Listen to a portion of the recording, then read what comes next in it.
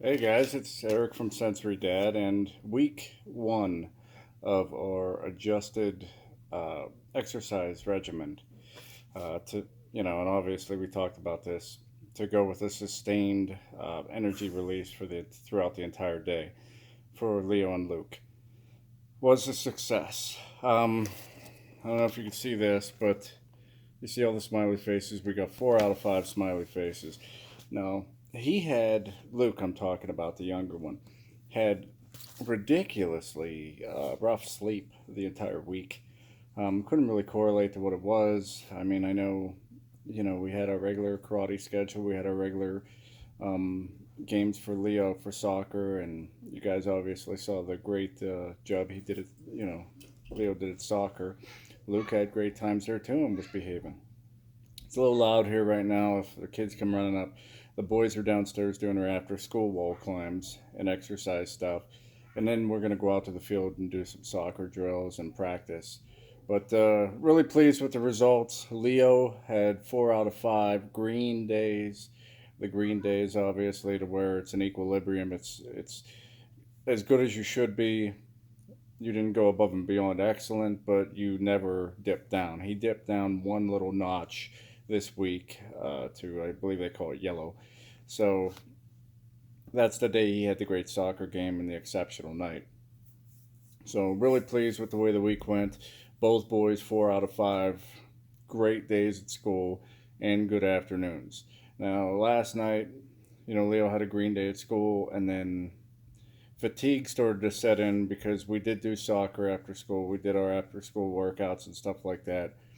And fatigue really hit him hard. I talked to a lady today in a post about, fatigue being a direct correlation to horrible meltdowns. And it is. It's always going to be the number one precursor for us to lose our minds. The kids' lack of sleep and stuff like that. And just the sensory overload being a little more taxing on your energy levels versus just physical exertion or mental exertion of schooling.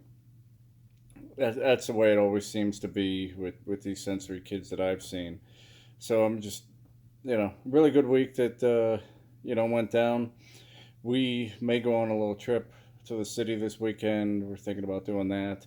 But we are going to do a lot of physical activity because it's about 80 degrees out here. It's a really nice, weather time. So we're probably going to go hiking and just keep this energy flow going.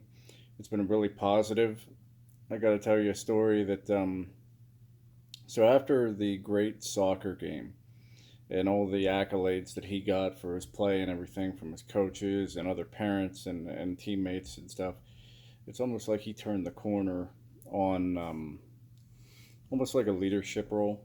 So we were at the bus stop, and Luke was jumping around, and there's a giant bunch of giant rocks there in a storm ditch, and he was jumping back and forth, and I was crossing the street with Leo, and I said, "Hey man, stop jumping." And the minute I say stop jumping, he gets a big cut on his leg, probably about an inch long, just a little more than superficial. It was bleeding a little bit.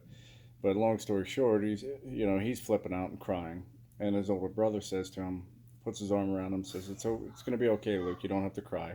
When we get on the bus, and I look up and the bus is coming, of course, and I'm like, dude, I can't get you a band aid. When you get to school, get a band aid. And Leah says, "Don't worry, I've got a band aid in my backpack. I'll patch you up when we get on the bus."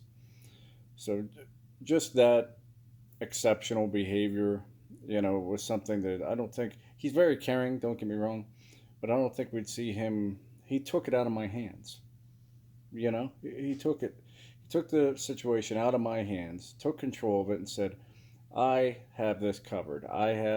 You know, I carry band aids in my backpack just in case, something ever happens.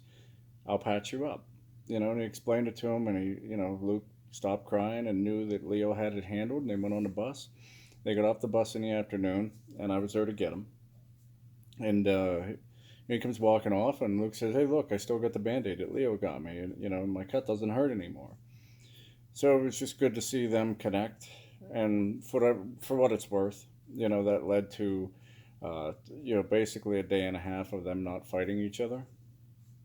Shockingly, that Leo showed that concern for him, and that kind of translated to maybe not an adversarial thing, that they actually cut along, which is rare to say the least. It's a constant struggle with those two. I think they're so competitive for our time and attention, and for them to get along great for even if it's a day and a half, I'll take it. It was just a good feeling this week. So hopefully it's going to be a great weekend. Hope all you guys have a great weekend. I just wanted to touch base and let you know how the experimental thing that we're doing here with exercise is going. Um, maybe I'll post a workout over the weekend and show you exactly what we're doing and how we're doing it, duration, reps, stuff of the detail kind to let you know. All right, guys. Hey, have a great weekend. Thanks for watching Sensory Dad. Hit the subscribe button, please, and stay with us.